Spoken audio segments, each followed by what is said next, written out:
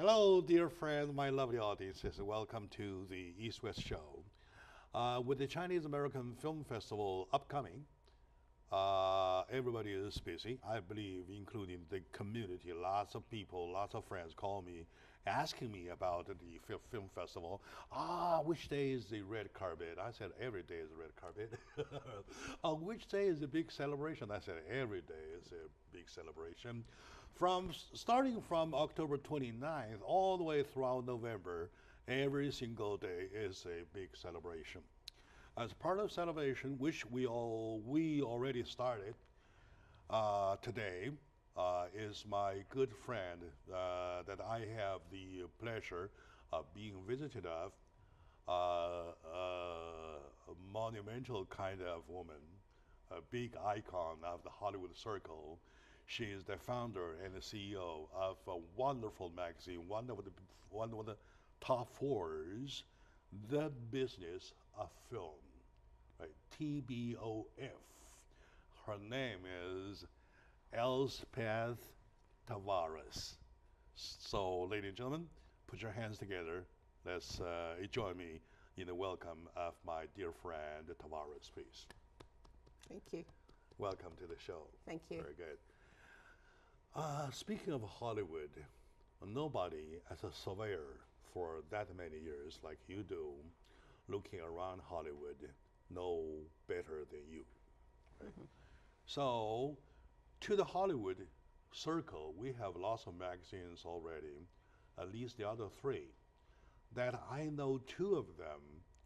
One is Variety. Mm-hmm. And the other is Hollywood Reporter. Correct. Reporters, or as. The Hollywood Reporter. A reporter, yeah. No, without an S. Without right? an S, yeah. Oh, you're based out in London, what? Yes, we're based in London. So I sense your London accent. Okay, very good. So, what else is there? There's another one, I believe. There's one called Screen International, which I used to be managing director of back in the 70s. I see. And TBOF, The Business of Film, is one of them.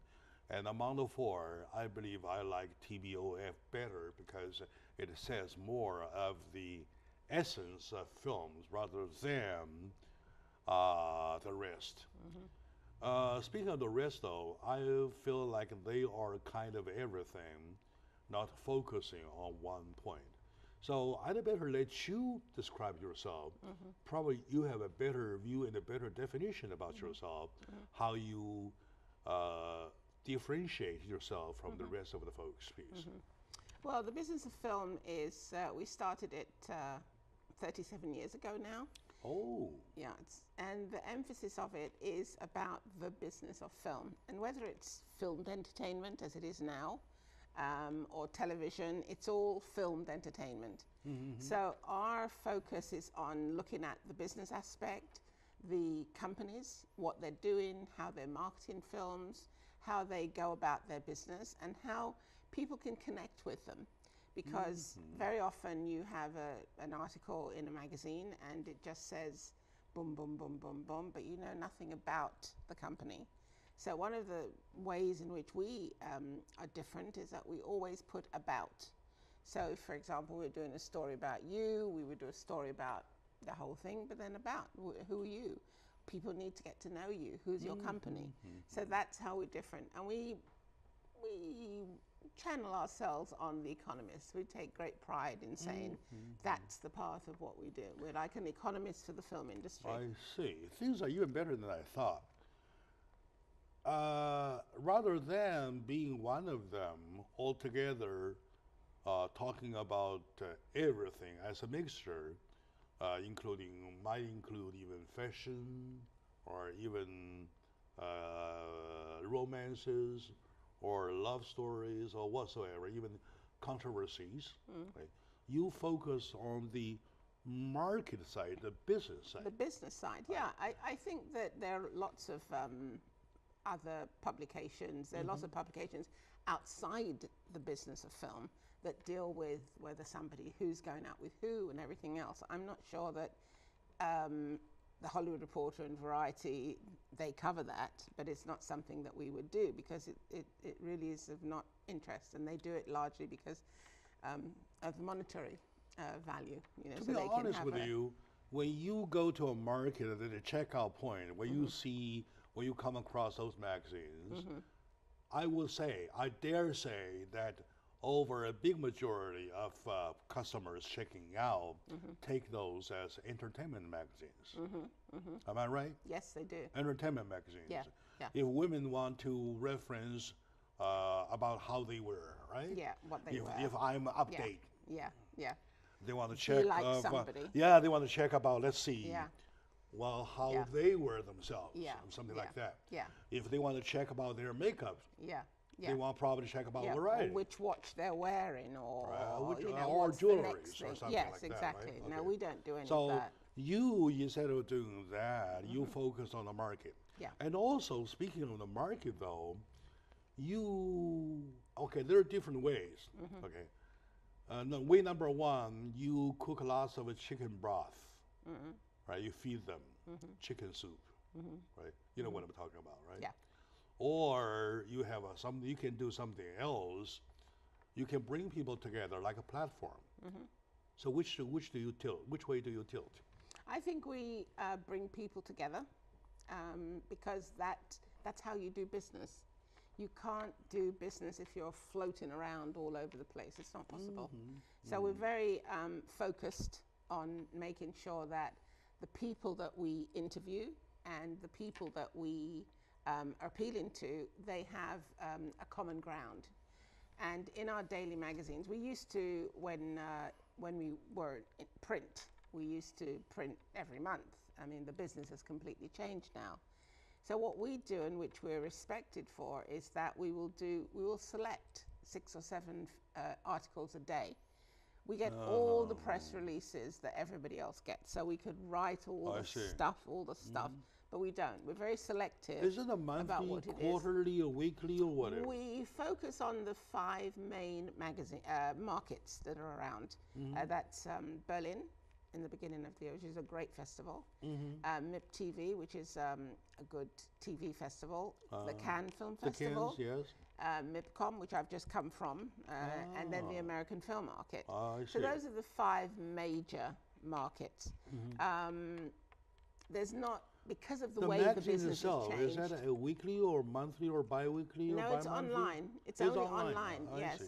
I'm a great environmentalist, and 4 years ago, I think it was, I saw. I had the privilege to meet a gentleman who's a scientist who has been looking at our whole environment for the last 60 years, and he studies the Antarctic, and the crystals, the snowflakes tell us how long we have left, and we don't have very much. We don't have a lot of time. So for me, putting the magazine completely online 4 years ago was a way of my little tiny contribution to the environment. The reason I'm checking, ma'am, is exactly because what you're talking about. I would say nowadays for people to put the magazine, to start in an online magazine, is not a hell of a job. It's not a hell of a lot of job. It is easy. You hire some of the, or even interns can do it. They can open magazine for you online. But for you, number one question, to start the magazine, like you say, the business, right? The magazine business, that many years ago, that is the physical magazine. Yes. And all the way to like 4 years ago, you decided to put it online though. There are guts and the guts, vision and the vision involved. Can you share some of these in the aspect with my audiences, please? Because that itself is business. Yes, it right? is. I think that what we've got to remember is that during the last 10 years, the technology is just running away with itself. Like crazy. Yeah. So we all have phones, and everybody gets their information from phones. So where we differ to the other publications, I know that it's a commercial aspect, why they need to advertise and promote something. Sure. But I think there are other ways to do it. I think that in terms of looking at the wastage at MIPCOM and Cannes, and it's just, it makes my heart bleed, to be honest. I find it very upsetting to see all of that. So I've got to find a way to be creative, to make money from an online magazine. And, you know, we're 37 years later, we're still here. So there is a model, I mean, that can be done. Yes, and the other thing too, which is interesting, is that today, people don't have time to read. You know, back in 10, 15 years ago, we used to sit on the Carlton Terrace and, you know, read our magazines. Not anymore. Right, yes. Not anymore. Now you need bites. So in our publication and our online publication, the 2 lines or the 3 lines or the 4 lines of the headline gives you the story. And then if people want to read, they go deeper into it. But they don't have time. People don't have time today. I see. Yeah. I see. And I see 2 points, 2 areas that you are outstanding of. Number one, like I said, 37 years ago, no, 41 years ago, we started the whole thing. That gives you a vision at that time to do something. I know magazine is one of the hardest to run business that I know of. As a matter of fact, I've been doing magazine myself for the past 20 years. And we're still alive. We're lucky because we work hard. Right? Sure, you have to work hard at it. And number 2, yeah, sure. Number 2, 4 years ago, when the technology, when I say 4 years ago, I mean, in your case 4 years ago, as a matter of fact, like a decade ago, the technology kind of like exploding, right? And like, it's so fast, nobody even can catch. Sure. A cell phone you bought today might be obsolete the moment you bought it. Sure. Right? So, now, for that you decided to follow the trend. You follow the trend, you not only follow the trend to put the magazine online, you made it a way like tailored to the reading habit of the nowadays quote-unquote readers. That gives me a reminder. Yeah, the thing is, and when I search online, I always see a title, right? And then press for more, right? And then I see a paragraph, something, next page. And then still press for more, and press for more. That means, I thank you for teaching me that. I never thought about it. I said, they're just wasting my time. Just give me the whole thing, all right? Yeah. That's it. Yeah. Right? Well, it doesn't actually, I don't know how many times. It depends on the publication and Three. Yeah. 3 of these to see the whole thing. We only do once. You get the story. The story is on the front of your phone, and you press it once, and you go immediately to the story and everything you want to do. But one thing for sure, nowadays, there are still readers who want to read like in the old traditional way. Sure, but they tend to be somewhere between 50 and 100 because that's what they're used to. The kids today under 30, they don't have the time. But one important thing you've got to remember is, and I'm sure you know this, is that you have to have the knowledge, you have to have the experience to understand the present. You cannot you cannot talk adequately about a subject unless you know the history. All right. Yeah, and that's where we score. Thank you very much. It sounds like education to me. I told you 100 times already, my dear audiences, this is not a job. I don't look at it as a job. I look at it as my privilege because it offers me the opportunity nobody has to see all kinds of people. Today with me, my dear friend, and is a wonderful lady. Her name is Mrs. or Lady Tavares of London. As a matter of fact, of Hollywood Circle. And she runs, and she is the founder and the CEO of The Business of Film magazine, which is now online, but 41 years ago, it was a true magazine, and still, only today, truer.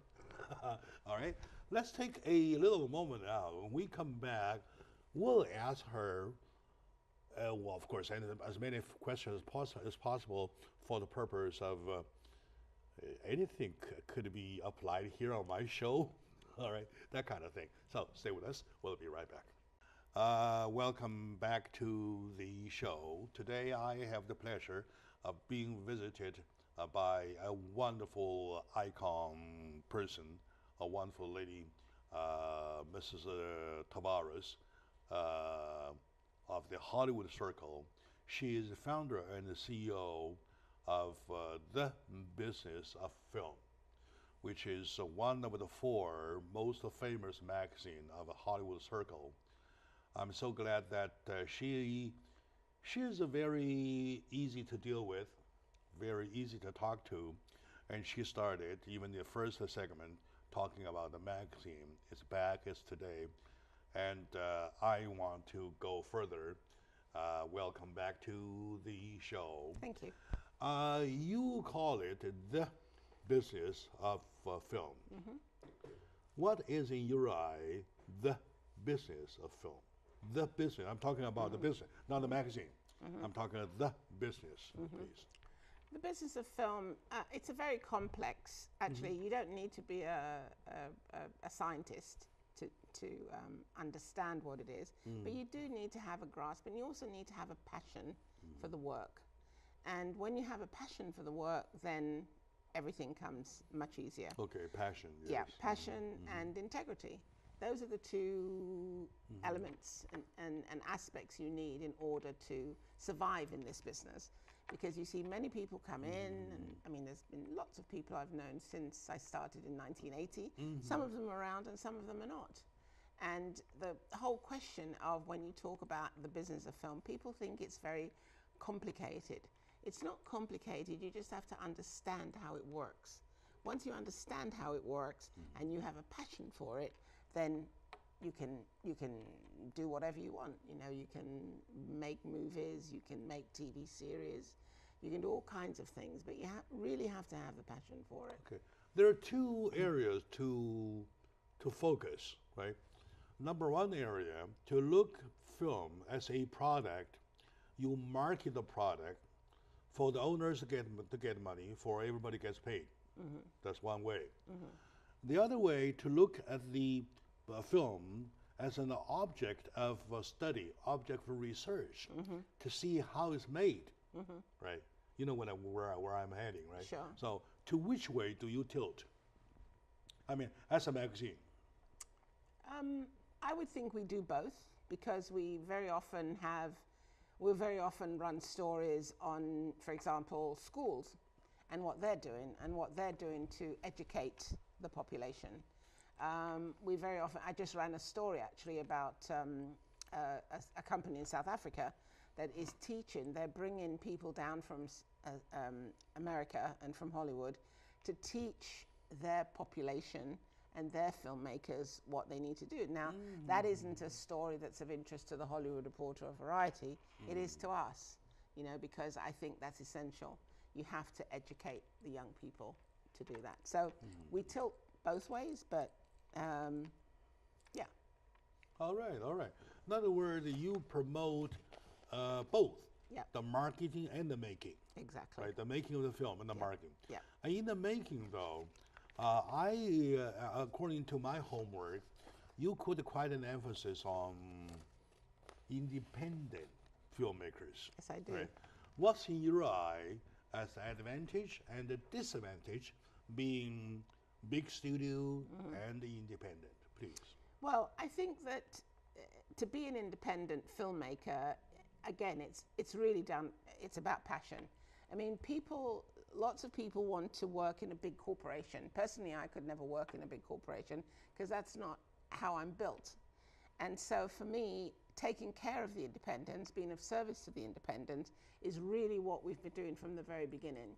And I think there's a correlation between the independents in China, for example, and the independents in the rest of Europe or in America, where they need to come together, and they're not, because they don't know, you know. Everybody they don't wants know each to, other quite enough. They don't know, and also everybody looks at the big studio. Well, the big studio just do the big films, and that isn't where for me, it's not really where the talent is. I think creativity stems from the independence, and that's what I like to promote. Sure. Let's separate them. What's the benefit of being a major studio? And what is the benefit of being independent filmmaker? And then what is the disadvantage of the bigger studio? and what is the disadvantage of being independent filmmaker? So, Well, I think if you're a big studio, I mean, with a big studio, you have all the resources behind you.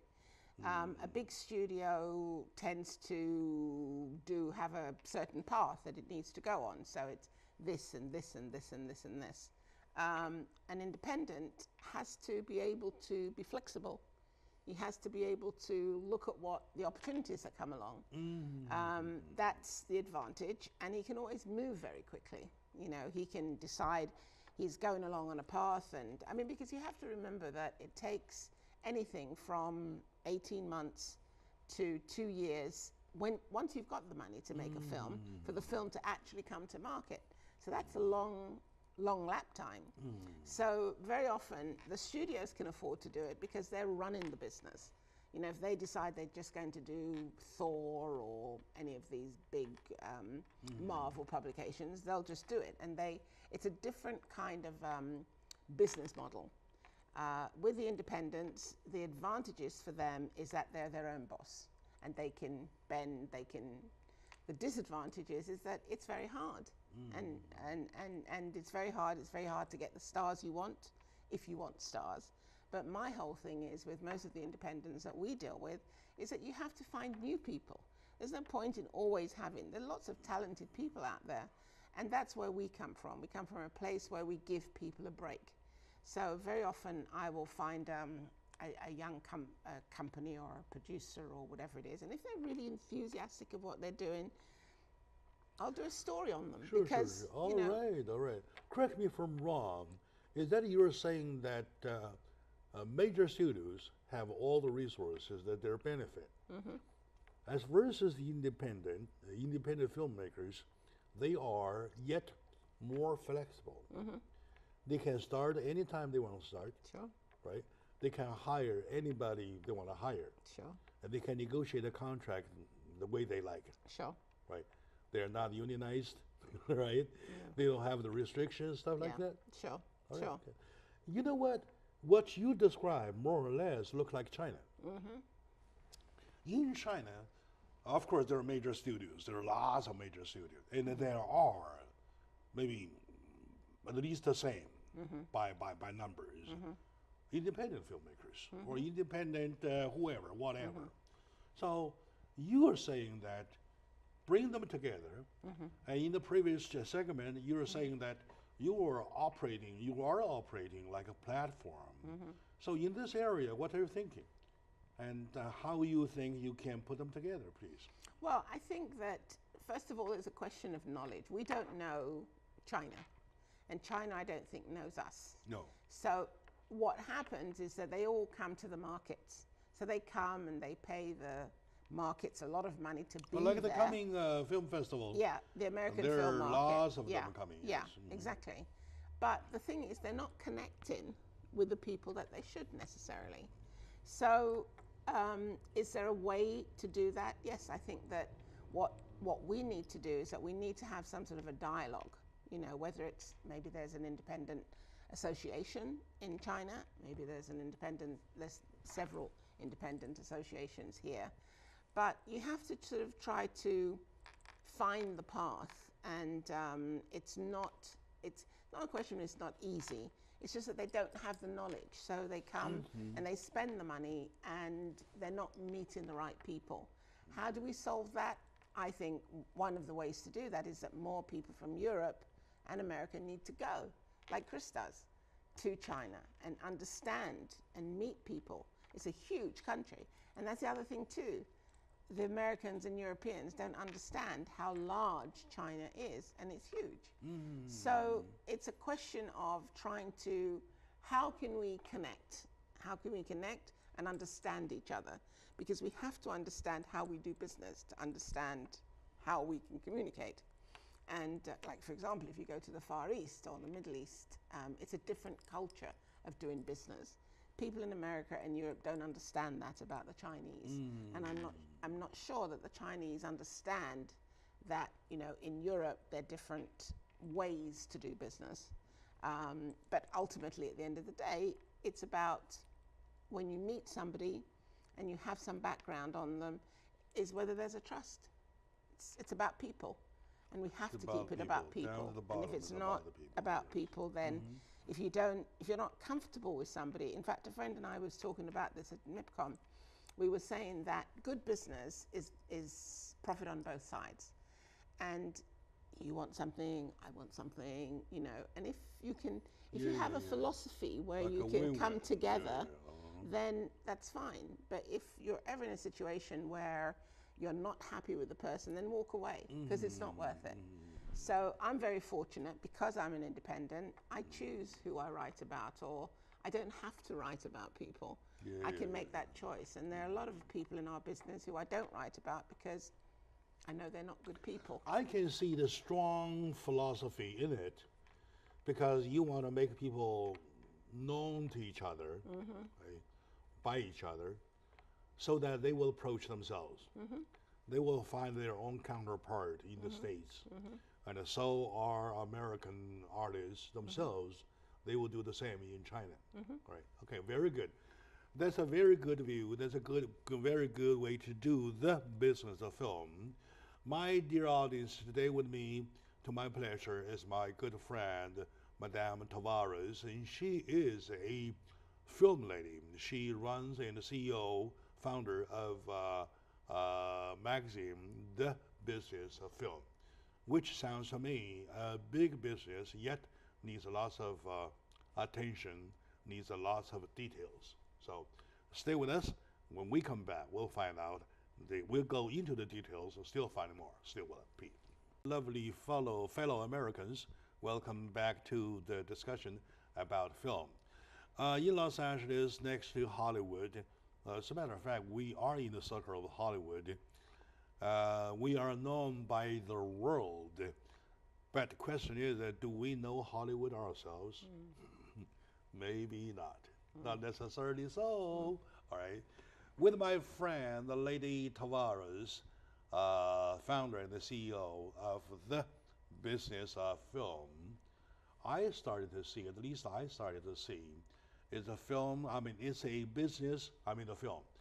The business of film needs a very sober-minded people to point out. It is not a rocket science. However, it needs people.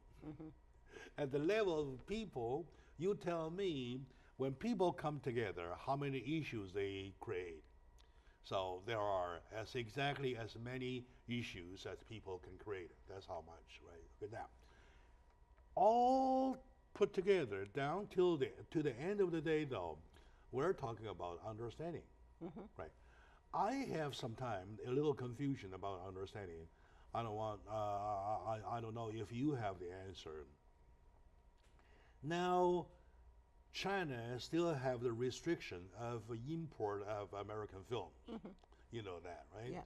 And the number is the quota. The quota is 40-something films. That means a complaining of China side, complaining to the China side of having allowed too little. And they do that for their own protection, to boost their own production of domestic film industry. They don't want to kill the industry right away, right? Sure. So they have to do it slow, step by step. Now, that as a fact, right? You go to Beijing, you come across anybody, and you ask them one of the major hit American films. I would say 99% of the chances that they know. Yeah. Okay, same thing.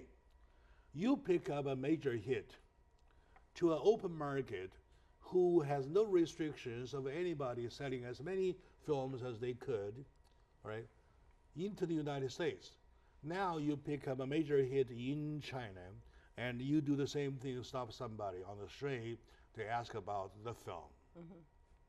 99% of the chances, oh no, I don't know, right?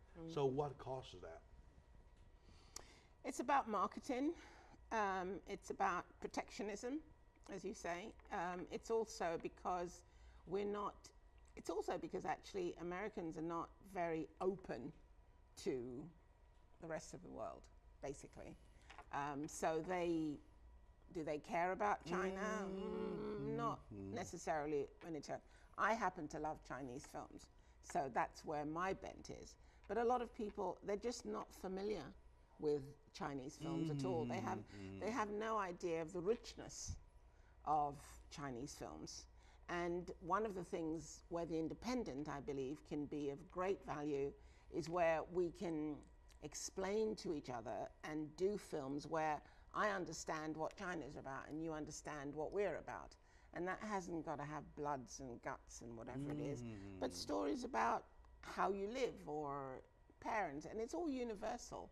You know, universal story about a man and a woman and the children and situations.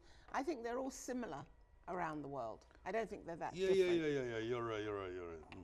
Those are the different universal areas that people understand each other without even language. Without language, now, you mentioned about one of the problems being protectionism, right? In this case, though, it's a very case, protectionism is even not the part to blame, because even with the protection, Chinese still know more about American films. And vice versa, on the other hand, you're talking about even without restriction, American people know less or little, very little about Chinese. Okay, now, so you mentioned somewhere somehow about American arrogance. Do you think that's the devil? Say, we're Hollywood, we don't care about what you make, like that kind. Yeah. Do you think that? I think that if you're in the major studios, that's probably an attitude where it's not of import to you, because really you have to remember that they're just all about money, and so for them they're pushing a product. That's it. And the Americans are great marketing people. That's what they do best, to be honest. I mean, I think that if you go to, for example, France, we'd all be having frog's legs because it's actually quite delicious, and chips, if it was marketed correctly. And so the Americans have a huge interest in marketing everything. They also, you have to remember that the films have huge production value. They cost a fortune, Well, the Chinese community can't compete with that on the same level. And also the other problem, I think, is that the sensibility. This is what we haven't gotten right yet. They tried it with The Great Wall. It didn't quite work. I love the film because the costumes were just fantastic and I understood it. But it didn't work because we don't have the same sensibility, and nobody's taken the time to delve into that and say we should try to understand. I don't know what a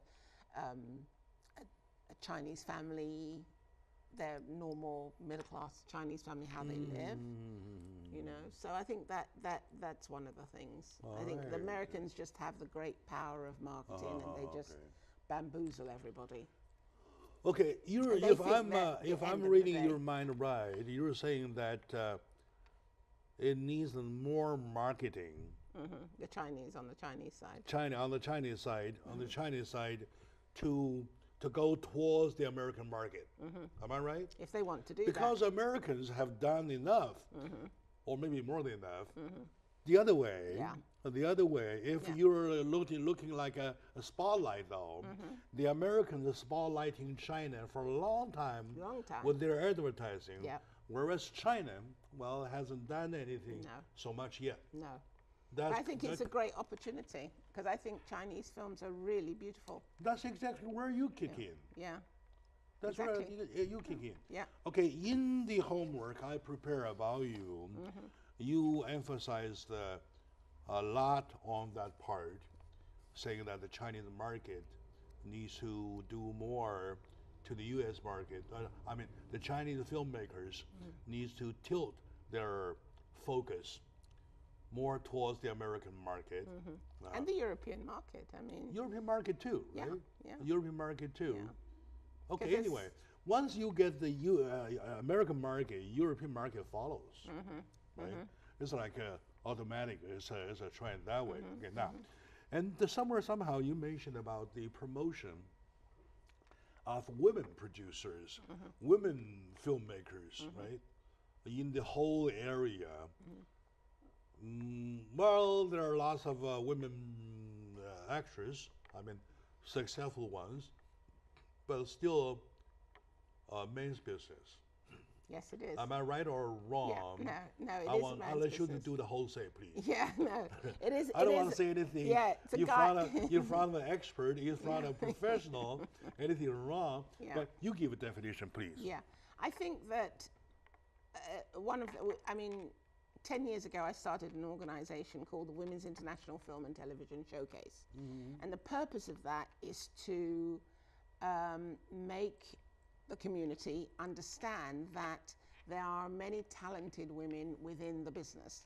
And it's not the same old, same old. I mean, I don't think that, you know, some of these actresses that have so many awards can, I mean, they must have a room to put them in. And so we, in my independent spirit, I have to look at something outside of what's a norm. There's no point in us doing the same thing all the time, constantly. So when I started this organization, what we do is, for example, as long as the main principal is a woman, a producer, a director, an editor, it can be directed by a man but produced by a woman. Because every element, the element of making a film is a collaboration. And we can't, all of us, do it all without the other. And so within that sphere, you have women who do things and they never get the credit. So that's basically what we do. And then together with that, we bring in women from other walks of society. For example, in our world, and I think it's the same in China and all over, architects back in the 60s, the 50s and the 40s, there were female architects. And in the 70s, they got relegated to the interiors. So they're just doing all the pretty stuff inside. Our job as the WIFs is to find, which we did, a female architect who designed, built, made sure that 38, you are right. Yeah, 85% of the workforce were women, a mosque in Turkey. I see. You know? I see. So it's a question of individuality. I'm a great individualist myself. And I think that it's given the people the opportunity. I think we should all have equal opportunity, but we're not all equal. And when it comes down to a skill or a creativity, you have to be that much more individual than the next to push through, because it's just not getting up every day and working. You've got to really work hard. You've got to have the persistence. It is absolutely true that when you look at the participants, you find lots of women there in the business. But if you go to details, you will find them more on the acting side rather than the creation side, right? And there are a lot of very talented women in creation. I'm waiting for some day, ma'am. I see a woman builds Steven Spielberg, right? A woman Li An or somebody, right? Woman screenwriter, woman director, so on and so forth. Okay. There are some, but the thing is that it's opportunity as well. The film business is so complex, and this is where the complexity comes in. Because at the end of the day, what happens is that people do movies with people they know. So Clint Eastwood, for example, only works with his own people because it's his team. So that's part of the problem why women don't. But my whole thing is that I'm always promoting women in the magazine, always. So when women get into a position, they have to pull other women up, because that's what the guys do. Otherwise, we'll never get anywhere, you know? And this is what we don't do. We don't do enough of, and we need to do more of in order to make it a level playing field. Thank you for that criticism. I take that as criticism to the whole industry. I believe that having involved in the business of film for that many years, you are the one that you deserve the right to criticize what's wrong. Number one, to the Chinese filmmakers, they should do more advertising here, aiming at the American market. And to the industry, you want to command for more promotion for women creators, right? Yeah. All right, good. All right, my dear audiences, today I'm really opening my eyes to look again at our Hollywood circle. Well, I believe lots of questions are answered with my good friend, a wonderful woman, Madam Tavares of The Business of Film magazine, founder and the CEO. Let's take a very short moment now. I'll switch a little bit to the focus, however, still in the market. I'm still in the area of the market, but little angle change, if I may, when we come back, please. Hello, my dear friends, my lovely audience. Welcome back to the show. Today, as one of the Chinese American Film Festival preparation of shows, we are warming up, right? We're getting ready for the coming big event. It's my good friend, Lady Tavares. She is the founder and CEO of a wonderful magazine in Hollywood, one of the four. The name of the magazine is The Business of Film, right? It's a wonderful magazine. It has a wonderful take, wonderful position. So we'll get back to Mrs. Tavares. You mentioned in the previous segment that as a magazine for the business of film, you are claiming yourself lots of responsibilities. You, as a visionary, you want to tell people what's right and what's wrong because you are running the business of film as a magazine, right? I'm happy with your criticism about the China side, talking about they need to do more advertising to the American film, and American film should do the same thing to China to look for good Balance. Stories or something, look at balance, right? Sure. Now, if you would, I wonder, if you would have any criticism of the industry for an instant, I'm not talking about the instant, I'm talking about the phenomenon of Harvey Weinstein. So, may I please? Yeah. I think that the whole Harvey Weinstein thing is actually endemic in the whole of the industry. And that is because men, quite a big proportion of men, No, they're good take men. advantage. They're Yeah, good men, take they're bad advantage. men. All right, Sure, say, they're okay. good. Yeah, that's what I was trying to put across. But many of them take advantage, and I don't think that any person, man or woman, should be in a position where somebody feel that they have the power to use a sexual influence to get what they want. It's completely wrong. It's completely wrong. And I mean, the Harvey Weinsteins of the world, and it's not just in the film industry. I think it's in the corporate world. You're right. You know, You're right. that they need to be taken to task. And I think the very good thing is that he's now lost his membership of the Academy. I think the Writers Guild or somebody is looking at him for something. And I would be very surprised if he was. I think he's finished. He's gonna end up paying a high price. Yeah, but you see, he didn't care. High He price. my care because Yeah, correct me if I'm wrong, madam. I'm thinking about taking the. It is my strategy or hobby, call it that way. I always let the news layer pass. I don't chase after news.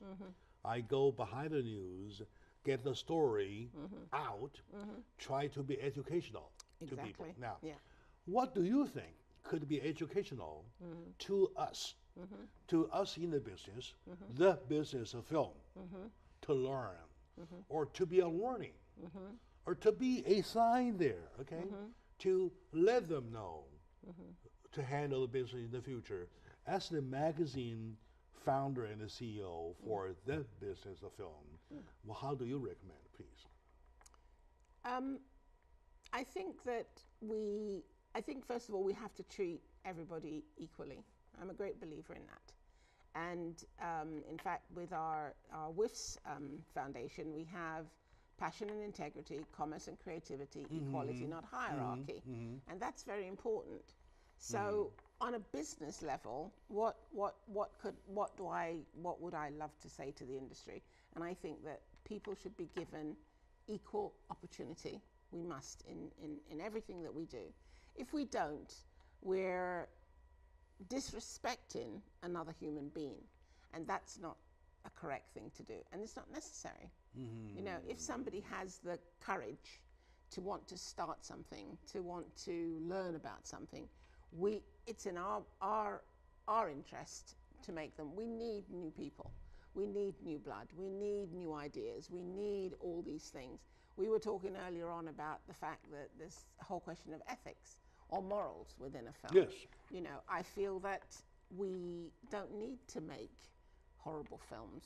I think that You are we can, right. you know, we can make You are good right. films. I mean, there's a lovely film called Gifted very recently came out, which is a lovely film about a young girl, and she was very gifted and all that goes on. And I think there are lots of stories like that. Now, the question is then asked, well, why don't they have a wider audience? They don't have a wider audience because they don't have the resources to put behind them. So very often they'll go out into the cinema for, you know, a couple of 3 weeks or a month or whatever it is, and then they'll get their life via, you know, the television or DVD or They whatever. go for the purpose of going. Yes. As what they see there, Yeah. well, it doesn't matter. As long as they have a can of soda and a bucket of popcorns, something like that, right? Okay, now, I do agree with you. I really want to borrow your magazine, borrow your pen to let the world know, because the business of film is a big magazine. I want you speaking instead of me, because you speak louder than I am. Okay, I recently caught a short story, an essay about this long. All right, a guy in the hospital room with another guy. Both were kind of doing their last days, right? That guy over there next to a window, right? They're going to go to a window, and this guy next to the door, so he can look outside. He can't, right? And then, but they can't move, and this guy can't move around. The guy over there keeps describing the window outside to him. Each day with a story about the beautiful scene outside, and even sequels or story. Sure. Oh, the girl we saw yesterday. Oh, she had a boyfriend next to him. What kind of shirt she is wearing, and how tall the guy is, and they so on and so forth. Day and in and day out. Finally, the guy next to the window dies, and then they pull him out. He says to the doctor, "Can I do the window? Please, I really want to see." Yeah. The doctor put his bed to the window. You know what he saw? Out of the window, there's a wall. Oh. There's nothing there. No. But the guy was kind enough to want him to use his imagination. Yeah, to cheat him into my imagination for his last days. Yes, exactly. All right. Yeah, that's So could that be a good story? Oh yeah. Could that be a That's good a film? universal. Like, Yeah. kill, like that? I don't like that. Please, Yeah. please. I think it would Do be. some calls. Yeah. Do some calls and use this model. Right? Yeah. It's going to be a good story, right? Of course. And yeah. it's a moving story. Yeah, it's All very right. moving. People are all about emotion, and it's all in the script. You know, that if you start off with a good script, then you can go anywhere. And I think that people today, I mean, I cry at the drop of a hat when I'm watching you're right, films, you're you know. right, And that's what people want. They want to be taken out of their own environment, to be put into an environment right. where they're encouraged to understand nice things. Imagination flies. Exactly. Right? Exactly. The heart Yeah. The heart beats bump, with a bumps yes. faster, Yeah. something like Yeah. that. Okay. Yeah. Very good. Exactly. I really wish, ma'am, we have 80 minutes in an hour.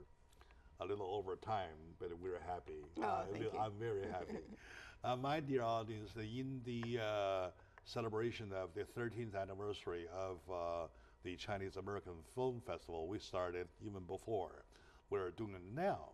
All right. Today, join me in discussion about the business of film, which is the big name of magazine. You go online, you search. That was a magazine 41 years ago, actual magazine.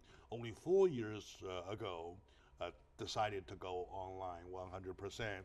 However, it's an even stronger magazine, The Business of Film. And behind the scene is this beautiful lady, Madame Tavares, and she is having, sharing her thoughts with us about film.